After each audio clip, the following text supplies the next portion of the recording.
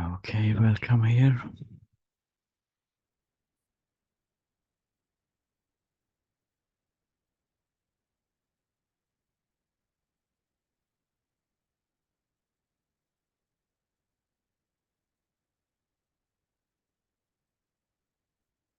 So, do we want to be happy?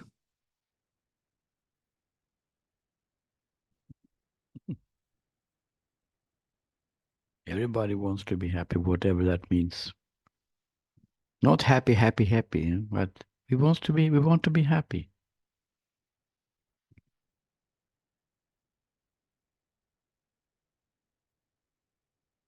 And after searching for the happiness on the outside, we maybe realizing that it doesn't seem to work so good. Happiness can be found temporarily for some time and on the so-called outside. New job, a new thing, new partner, whatever it is. But we want permanent happiness, don't we? Not only as some kind of experience that is coming and going. We want to be permanently happy. And the good news is, of course, that it is already here.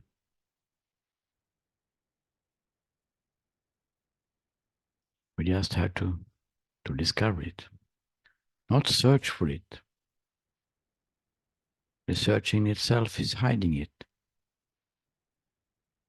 as we have been trying to search for it so long time. Just to discover what is already here. And this is what we are going to do now. By discovering it not on the outside, so to speak, place, but on the inside. Because happiness is already inside, residing and, so to speak, waiting to be discovered. So we will have the guided meditation and the Enlightenment Activation. And we will begin a little bit differently. We're beginning by putting attention on what is called the heart chakra, the place between, in the middle of the chest. Just having the attention there, in the middle of the chest, gently, softly, for some time, with open or closed eyes as you feel best for you. Just gently and softly be there with the attention.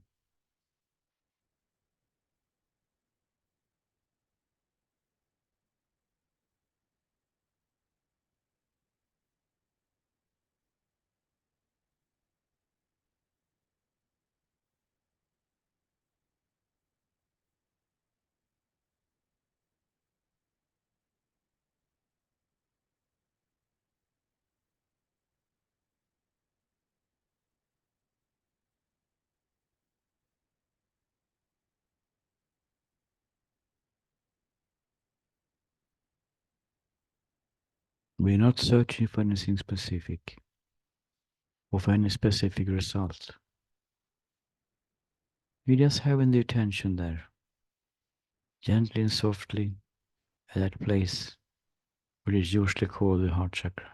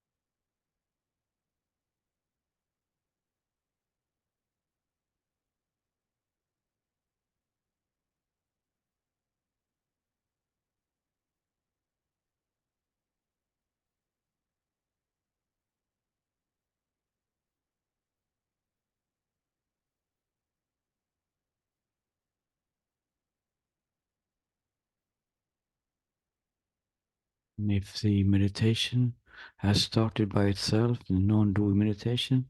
Of course, we let it be there. We just go into the meditation.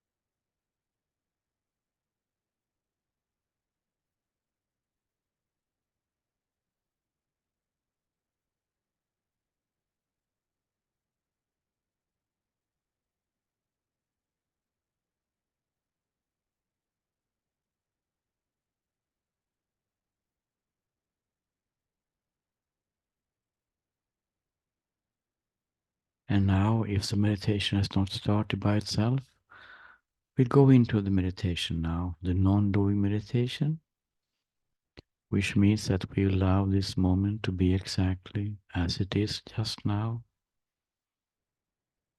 not pushing away anything, not interested in anything specific, and doing absolutely nothing. And then this enlightenment activation will start here.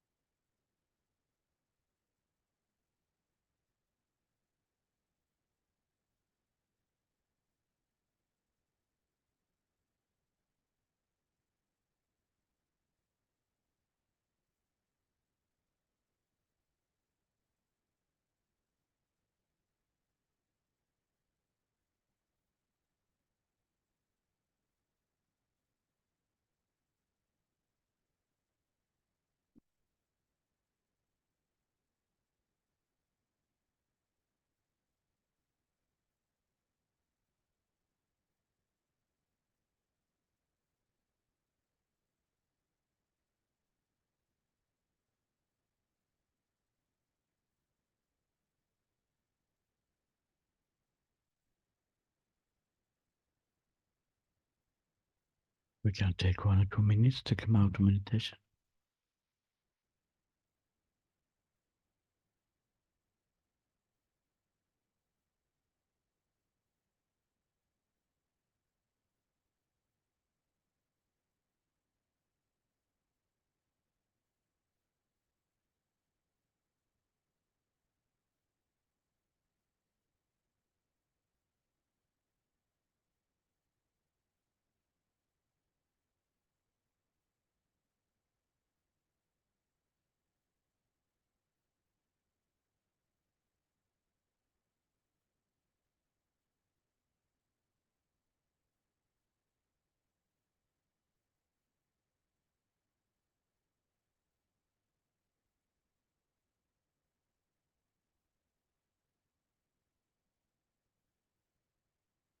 Is there anyone who wants to share something specific or have any questions or comments?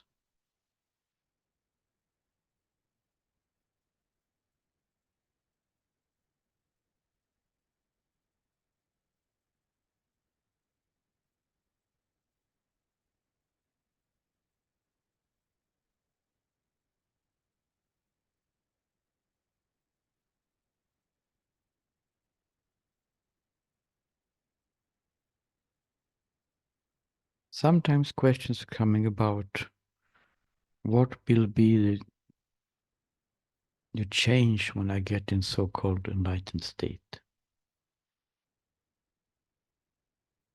or the awakening state. What will be the change in my conditioning? Will I change rapidly? Will I change totally? Will I stop eating meat, or would I divorce my wife? Or is it interesting subject actually? Because the conditioning, which means the way we were brought up, we were brought up with learning some values, some norms, right or wrong, good or bad. We were brought up with some creating some habits to react and behave in a certain way, or sort of according to social rules. And we were brought up to have some kind of worldview, which is usually a copy of the parents' worldview, how we look at life generally. And sometimes the questions come by, what will happen to all this when I see the truth about my life?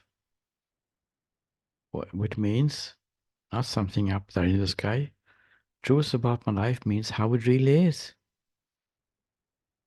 How it really is in my life. What is my life about? The question is coming, how will I be changed totally? There can be some fear about this. I don't know where I'm going. I don't know what changes will be there. And some things are changed in the story. Some things are not changed in the story. We have the old saying, chucking wood and carry water. Before enlightenment, chucking wood and carry water after enlightenment. Which is somehow pointing to that part which is not changing. The story goes on as before. Or you have maybe awakened, or you really awakened. Maybe you're a little bit more relaxed and a little bit more quiet, a little bit more mild nowadays, but awakened. We don't say so much on the outside of the people who got awakened. Awakened means know the truth, know how it really is, living that permanently. But the story goes on. The habits may also go on. If you're accustomed to drink coffee, maybe you will continue to drink coffee. If you're habit to smoke cigarettes, maybe you will continue to smoke cigarettes. You don't get more healthy because you see how it really is. There's no connection. The truth is to see how it really is, not changing the story really. But some parts are really changed. Some part of our conditioning is really changed. That is our worldview, for instance, what life is all about.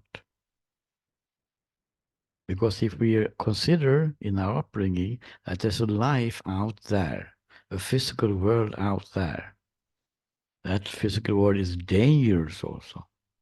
I have to be cautious. And that is some kind of something which is not accessible for me. It's just there. But in the awakened state, when you recognize that we don't know anything about this, it's just a thought. We don't know anything about out there. The only thing we know is inside. Things are coming and going.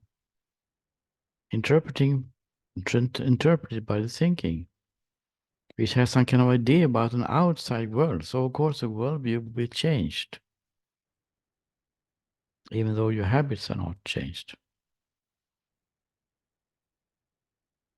So what about norms and values, or good or bad, right or wrong? Are they changed? Yes, you can change it. You can say that because you don't change the good or the bad. You just see that there is no good or bad. There is no right and wrong. It is just thinking. When you see that everything just is the way it is. Because when the person me is seen for what it is, an illusion, then there is no ideas, there is no evaluation that this is right or this is wrong, because it's connected to a person. So of course it will be changed. Another thing will be changed in the conditioning is also psychology, of course. We have been talking about it before. We don't have to go in details here. The negative beliefs about ourselves and the world and others, when they are not there anymore, when there is no power in them, of course we experience life totally differently. So in that sense, it's a huge change because the psychology is collapsed because there's no one to fix.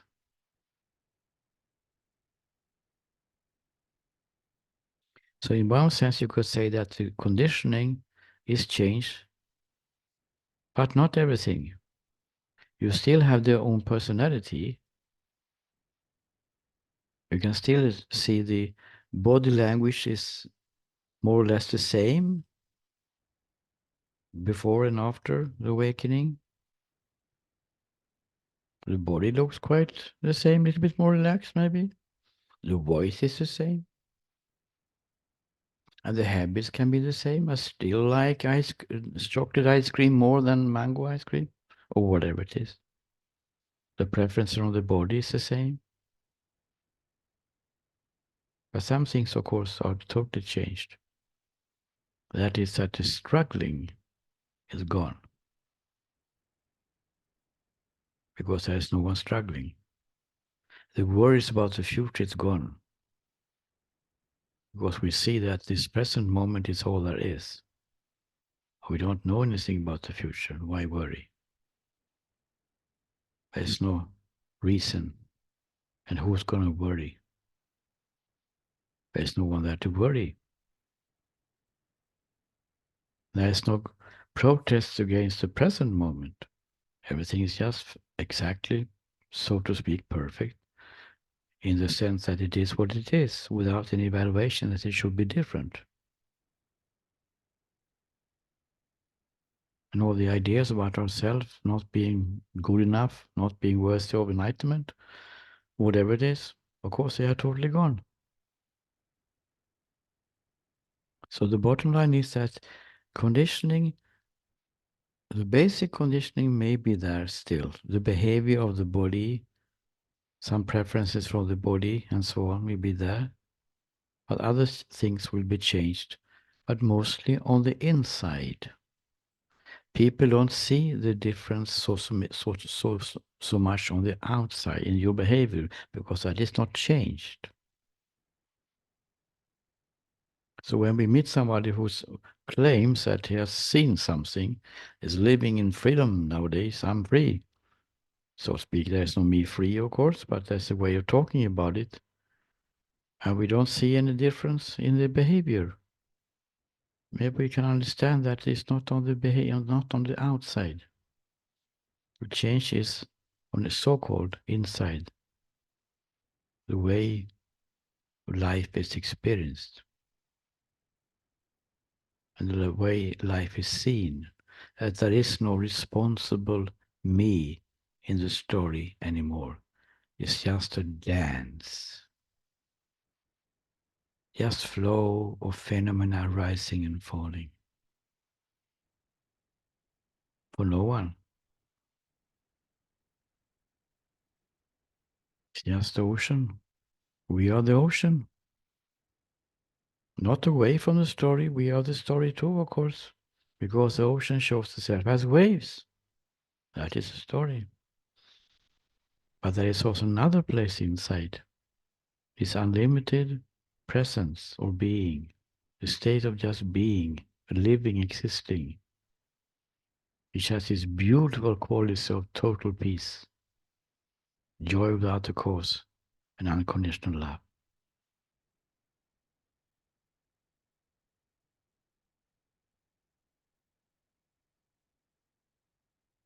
Was just a comment, but not so much analysis, and just comment on the question of if my conditioning will change very much when I, so to speak, see the truth, because there's a fear around this sometimes.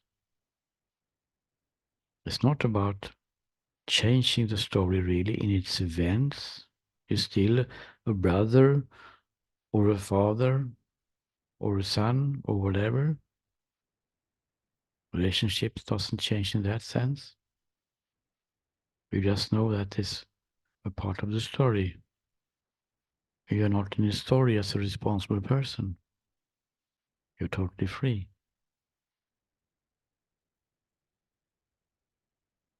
Without outside time even. Is there anyone who wants to have a comment? Yes, Fritz, now it's coming. Thank you. Yeah, I needed a little time, I guess. Yeah. Okay.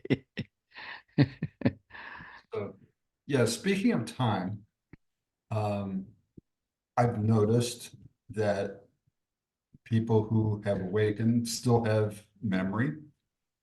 They know the people they knew before. They remember how to talk, their preferences, food-wise, that sort of thing. And yet at the same time, they say nothing ever happened. And this is real consistent. So this is kind of like, I can't make sense of that. So if you could talk about that a bit, Mhm. that would be helpful. Mm. So nothing ever happened. That's just a little bit, for instance, Papadis saying nothing ever happened. I think it's the title of his books also. Not by him, but by the one who collected these talks. So what do we mean by nothing ever happened? Well, when we say that something is happening, we mean that something is really going on. When we say that we are dreaming, for instance, during the dream, there is a belief that something is going on here, something is happening. But when we wake up, we realize that there was actually just a dream. Nothing actually happened. It was just phenomena rising and falling. It was just experiences, whatever it was, visual experiences, feelings, even bodily sensations, events, talking, whatever. Nothing actually happened. It was like looking at a movie, but we were in the movie. We were not looking at the movie. It was not lucid dreaming, but usually We are in the movie very involved, but nothing is really happening.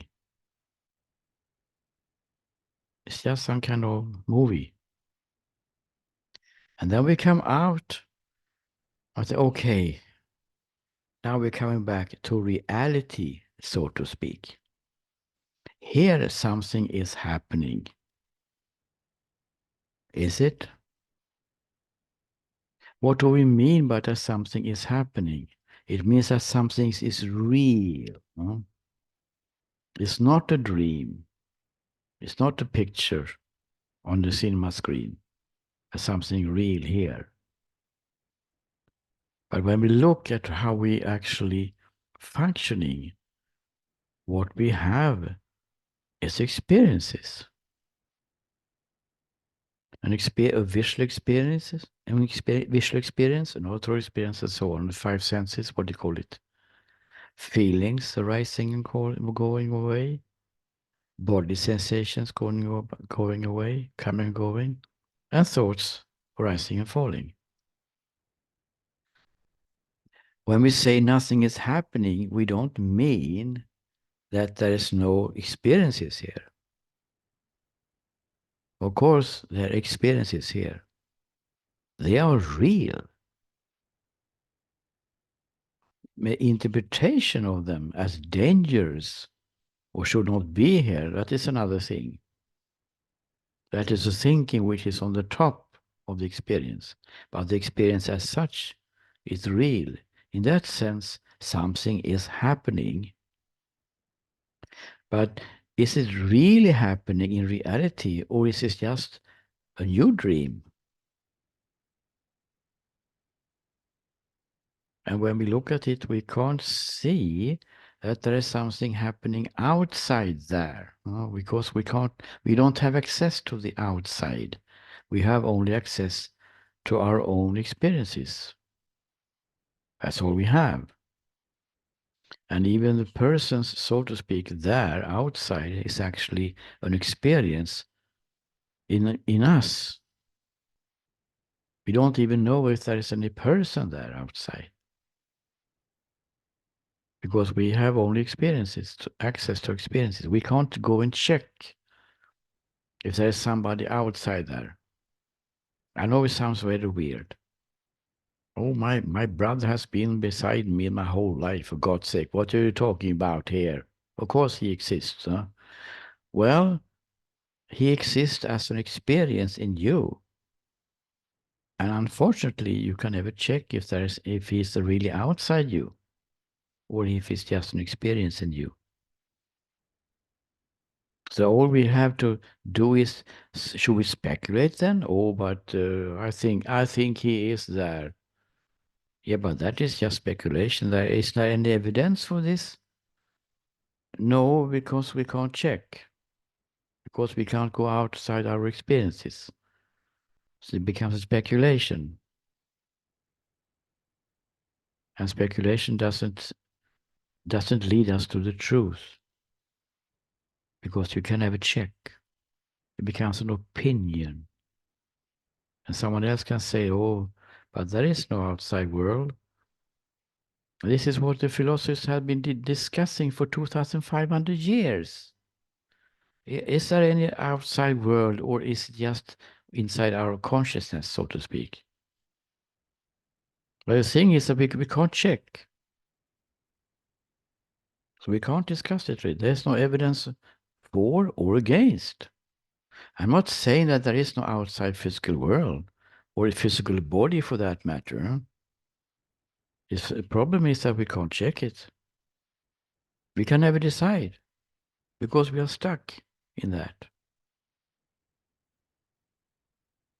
So nothing is happening on the outside because we can't check that. And when we say that something is happening, we usually mean not only an experience, right? We mean something more than experience. I am putting the button on this physical kettle, and something is happening over here, the boiling of water. That is happening, for God's sake. It's obvious something is happening here. But when we look closer, we just see that there's an experience of a so-called body, which is an experience. The body is an experience. It's a visual experience, and then it's a touch experience when we push the button there. And then there is a visual experience or auditory experience when you start to boil, right? Still an experience. What is outside the experience? Is there any kettle there really? Or is the kettle and the boiling of the water only an experience in us? And of course, we have to see that I'm not sure that there is a physical kettle there outside my experience, actually, because I don't have access to it. In that sense, nothing is really happening outside. And if you go further, okay, we can't know if something is happening on the outside. When we look, we can't decide. But something is happening here, obviously. Experiences are coming, feelings are coming, body sensations are coming. People are talking, sense, sound, experience are coming, and so on. That is happening, isn't it? Well, let's look closer then. Because in the one state, when everything is seen as one, and we take the metaphor of the ocean again, if there is only the ocean, because that is just a metaphor of oneness, right? If there is only the ocean, and the ocean is showing itself as total stillness in the meditation scene, and the waves, is it really anything happening? Or is it just the ocean showing itself in two ways? Depth of the ocean, silent stillness, and then seemingly moving. This is what is seen in the freedom in the true state, that all is one. And of course, logically, if all is one, if reality is one, how can something happen? Because happen means that something is here, then it changed to something here. So happening presupposes duality. Of course, it can be a matter of just words. We can say that the ocean is showing itself as waves. Then that the waves are happening then. Yes, but is it really happening? Or is it just oneness moving, but not really moving? It just shows itself in another way. If everything is one, how can there be something happening? If we have this the metaphor again about the clay that the kids are using, and they make an elephant, and then they make a tiger, has really anything happened? Seemingly, the clay has a form of a tiger or an elephant. But can we really say that something has happened? When everything is totally one, just showing itself as seemingly something.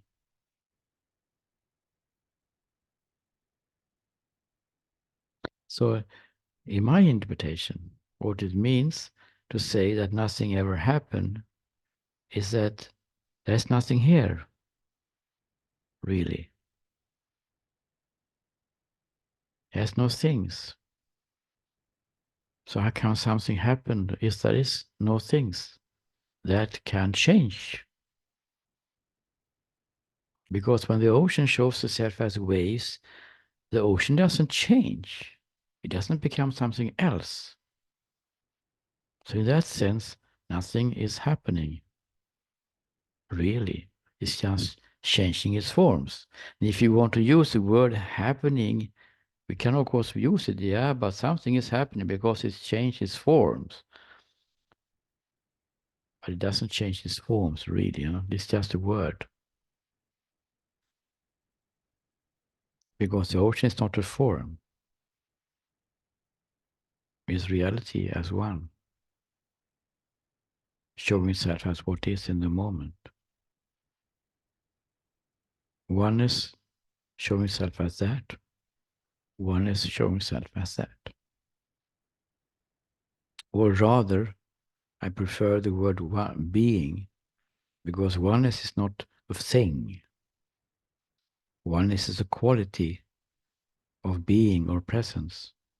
Being showing itself as this, and then being showing itself as that. Ocean shows itself as this, now shows itself as this. But it doesn't change. So how can something happen if it doesn't change? If there is no time. Because oneness doesn't start or end. No, it doesn't start or end. The oneness is a quality of the ocean, you could say, because the ocean is one. And when it shows itself in different way, it doesn't mean that it's changing. There is no time.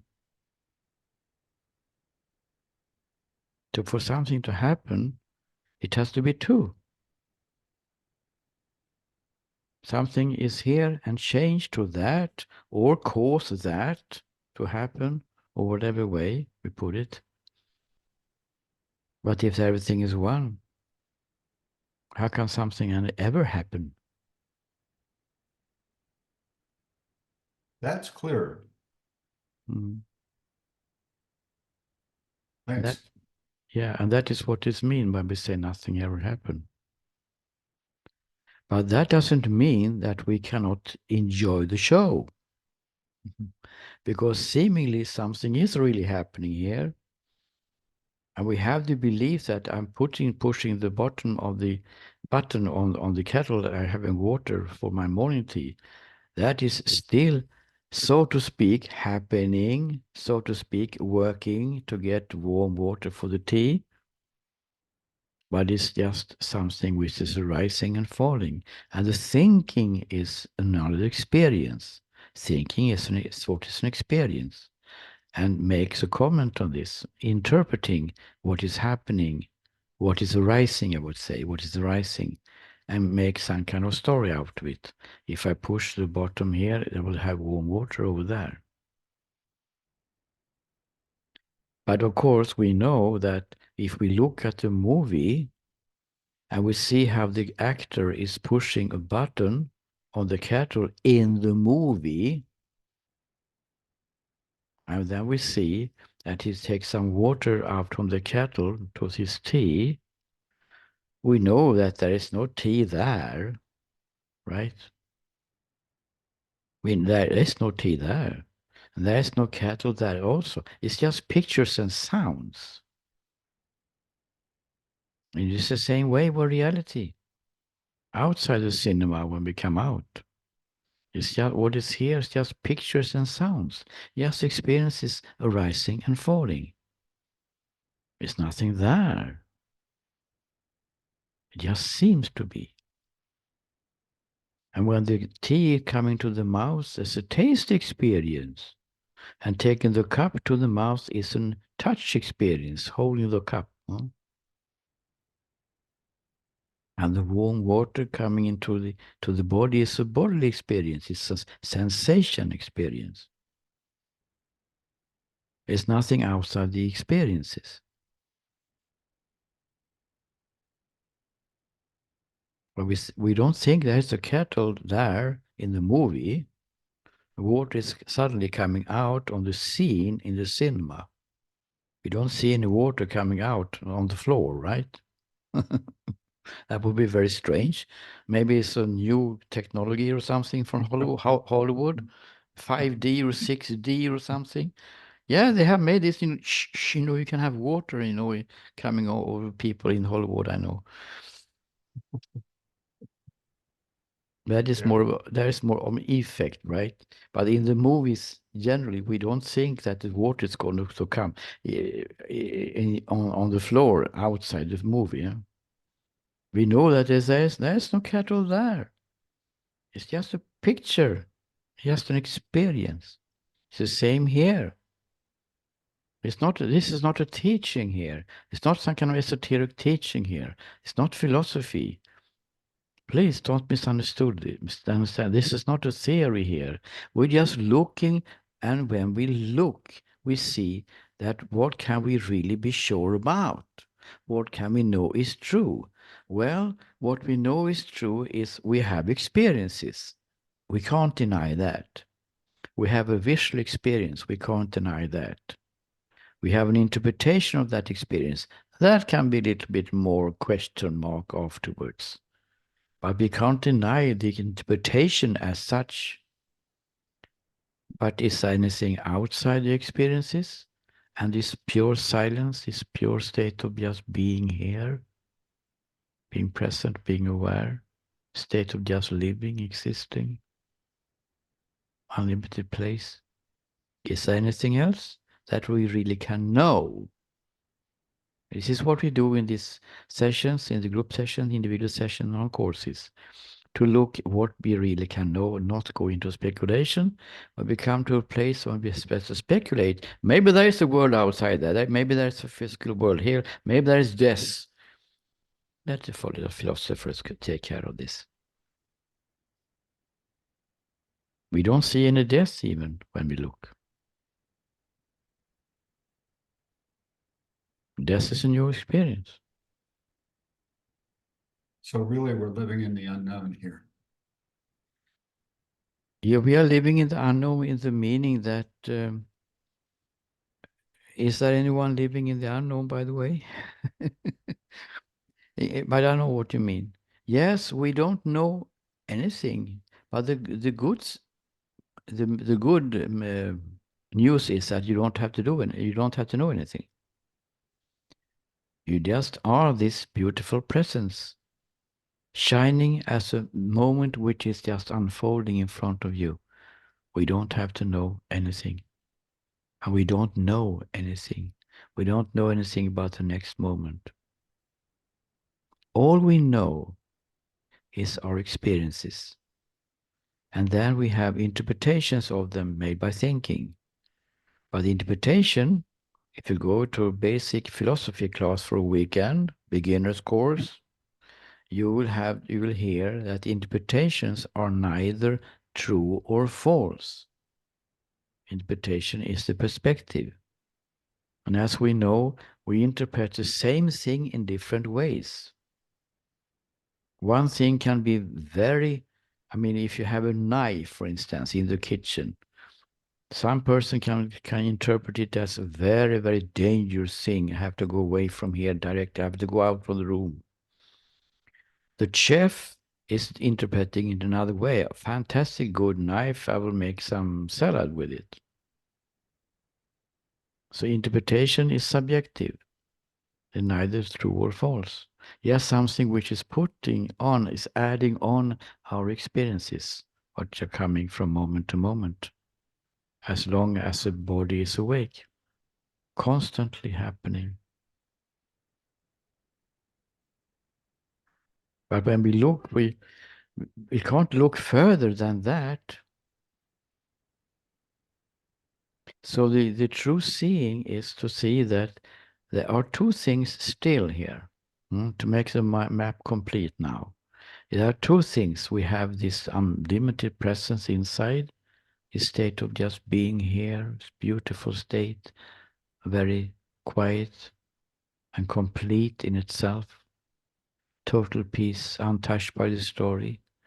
Then we have something else there called a story, which is not outside there, it's inside me.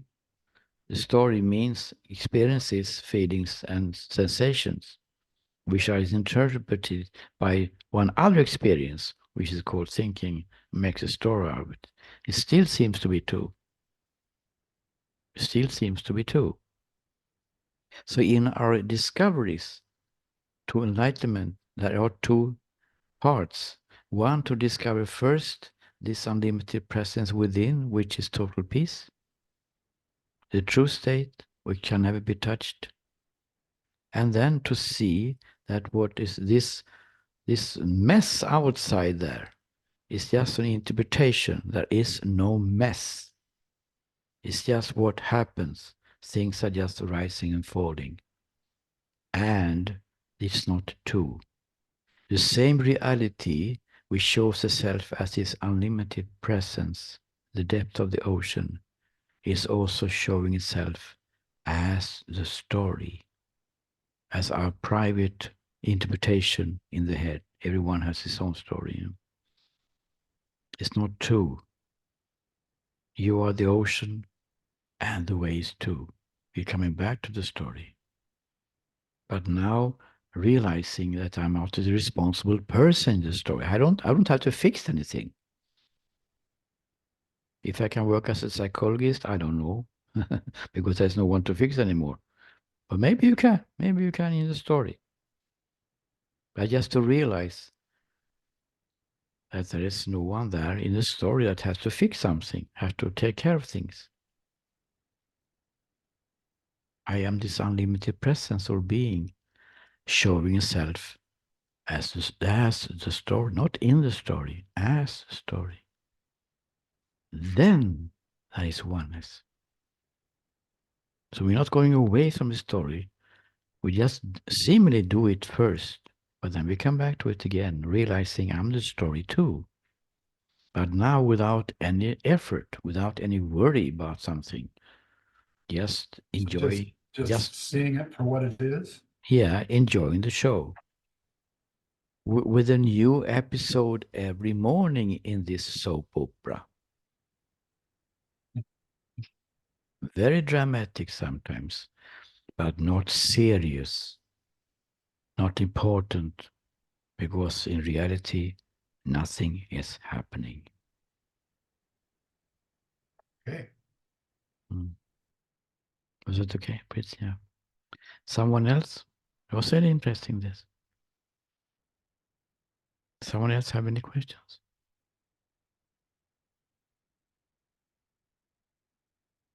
Amanda, you look like you have a question. I would like to stay, but I have to go. But that was Okay. Thank you very helpful. much. Thank you very much. Thank you. Someone have any question? Yes, Is there ever Cassie. an end? Is there ever an end of experiences? Oh, is there any end of experiences?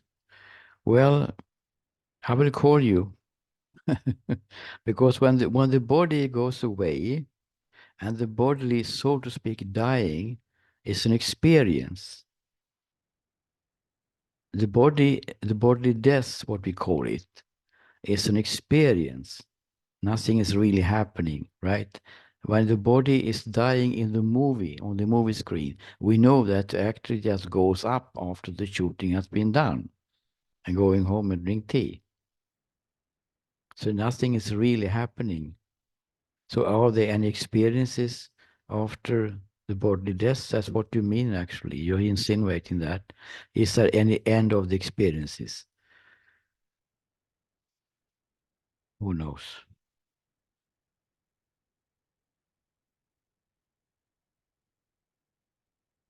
Well, what you can say is that after the bodily death in the story, you are still here.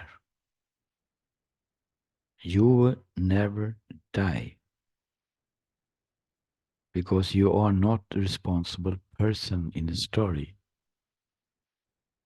You are just being, living, existing, or existence, you could say. But that is not an experience. The unlimited presence is not an experience. It's to see what we really are. Qualities, our essential nature, so to speak, without being too philosophical, is to see what we really are. That is not an experience. Speculation can be done, of course, that, okay, I'm sitting here now, the body has collapsed. Maybe if I wait a little bit, maybe a new body will come up and have new experiences.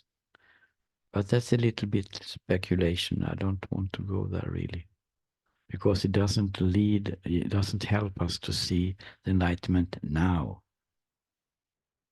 Can you follow me in this, Cassie? I want to hear more. Well, why do you ask this question? I guess I'm having the experience of not liking experience. Okay, so not liking the experience is also an experience, right?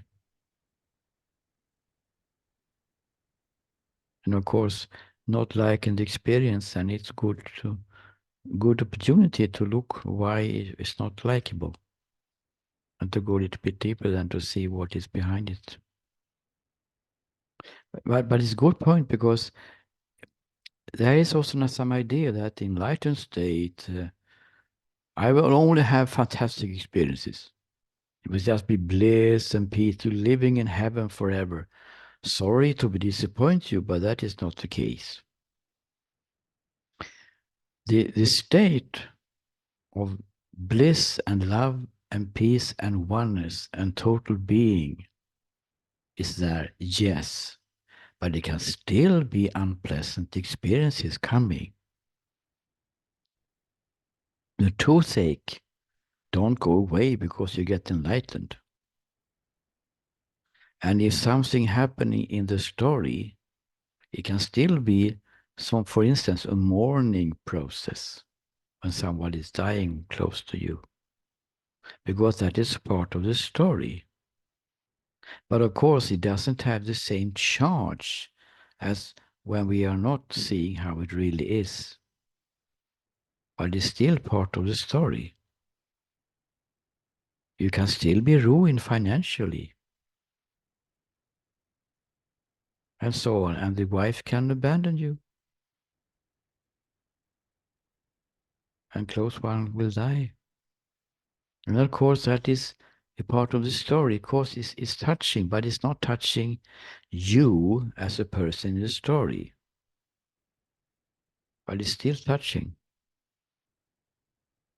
So the experiences can still be there, but of course they don't have the same charge as when we think that this is actually real. But the feeling of missing somebody can still come, even if we understand that there is someone there not being missed, because was not anyone there from the first time, at the first place, and there is no one here missing anybody also. But the feeling, the experience of missing can still be there.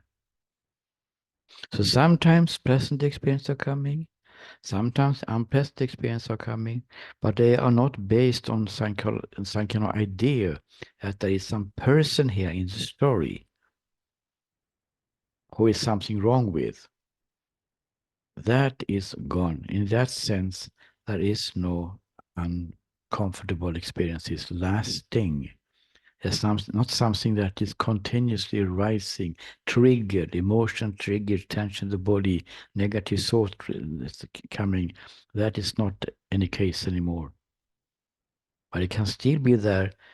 You could say as a part of the story, but it goes down very quickly.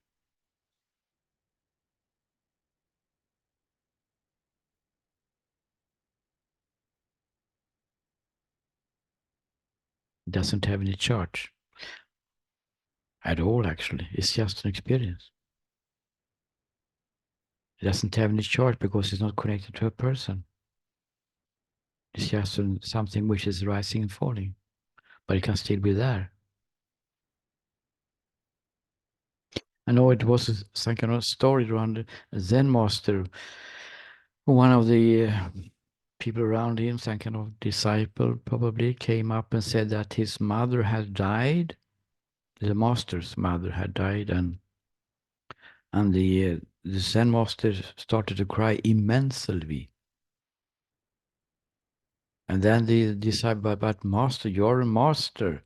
Why are you crying? And then he said that what can I do if the body wants to cry? So in the story, it can still be, we're not becoming stones.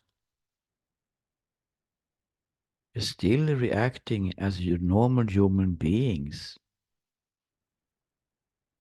It's just that the psychological things which is triggering us is not there anymore. And we see and we know that we are not responsible for anything happening. We are untouched by what happens in the story and can enjoy it, whatever comes. I have a friend here in Goa who is a teacher. Her name is Nero from Germany. And she had an accident 2 years ago or something. She was running on a scooter here in India. It's a very brave woman, as you understand, running a scooter here in Arambol in India. And she had an accident, so she just flew. Boom, you know. She hurt herself quite much. She has to be in hospital for 3 months or something. And she was just blood all over the body. And she was just laughing. She's a totally enlightened one. She was just laughing because she saw that this is totally ridiculous. But even the pain was, of course, there. But there was no psychological pain. The experiences was still not nice, but there was not any problem with it. When the sickness is coming, being is not taken away.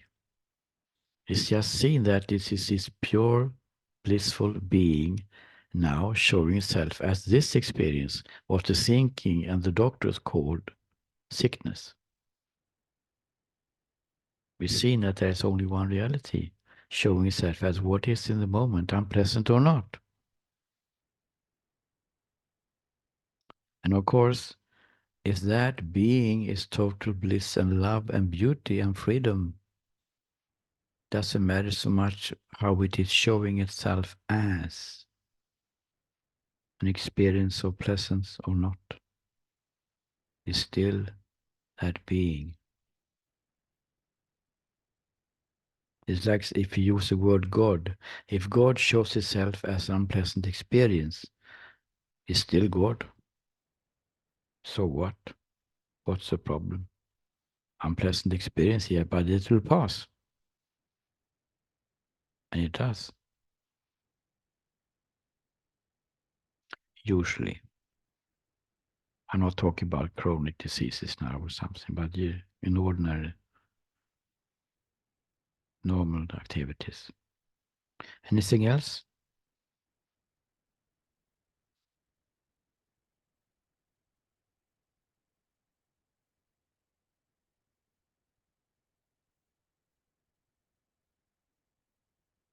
So then we can see each other tomorrow if you want to. The same time as today. So thank you very much for today.